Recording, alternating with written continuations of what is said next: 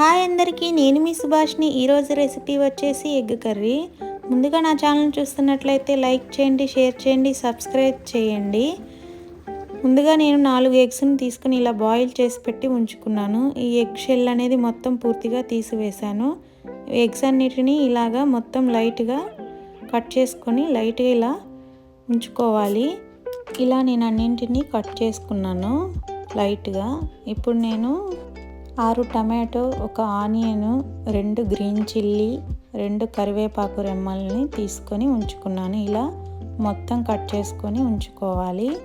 ఇప్పుడు stove on చేసుకొని ఒక ప్యాన్ పెట్టుకొని దాని మీద 2 టేబుల్ స్పూన్ ఆయిల్ వేసుకొని తాలింపు గింజలను వేసుకుంటున్నాను. ఇవి కొంచెం లైట్గా వేగాక తర్వాత నేను 2 గ్రీన్ చిల్లీ వేసుకుంటున్నాను. అదేవిధంగా కట్ చేసి పెట్టుకున్న ఆనియన్ ముక్కలు అన్నింటినీ వేసుకుంటున్నాను. ఇప్పుడు కరివేపాకు రెమ్మలను కూడా వేసేసుకుంటున్నాను. ఇవి మొత్తం వేగేలాగా ఒకసారి మొత్తం కలిపి ఉంచుకుందాం. తర్వాత నేను మొత్తం ఇలాగా ఒక 5 మినిట్స్ వేయించుకున్నాను. 5 మినిట్స్ వేగిపోయాక ఇలాగా లైట్ గోల్డెన్ కలర్ అనేది వస్తుంది. ఇప్పుడు నేను అల్లం వెల్లుల్లి పేస్ట్ 1 టేబుల్ స్పూన్ వేసుకుంటున్నాను. ఇది మొత్తం వేగేలాగా వేయించుకుందాం. ఇలా వేయించుకోవడం వల్ల పచ్చి వాసన అనేది పోతుంది. ఇప్పుడు నేను ముందుగా కట్ చేసి ఉంచుకున్న టమాటో ముక్కలను అన్నింటినీ వేసుకున్నాను. 1 టేబుల్ స్పూన్ సాల్ట్ కూడా వేసుకున్నాను. ఇలా సాల్ట్ వేసుకున్న తర్వాత క్యాప్ పెట్టి ఒక 2 మినిట్స్ ఉంచుకున్నాను. ఇలా సాల్ట్ ముందుగా వేసుకోవడం వల్ల త్వరగా మగ్గిపోతుంది టమాటో అనేది. ఇప్పుడు మళ్ళీ క్యాప్ పెట్టేసి ఒక 2 మినిట్స్ ఉంచుకుంటున్నాను. ఇప్పుడు త్వరగా మగ్గిపోయింది టమాటో అనేది. ఇప్పుడు నేను చిటికెడు పసుపు, 1 టేబుల్ స్పూన్ కారం వేసుకొని మొత్తం కలిసే విధంగా ఒకసారి కలిపి ఉంచుకుందాం.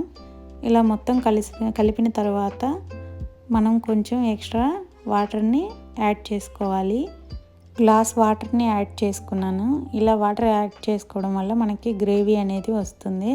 ఇప్పుడు మొత్తం ఒకసారి కలిపి ఉంచుకుందాం. క్యాప్ పెట్టేసి ఇలా ఒక 5 మినిట్స్ అయ్యాక ఓపెన్ చేసి చూద్దాం. వాటర్ అనేది ఉడికిపోయింది.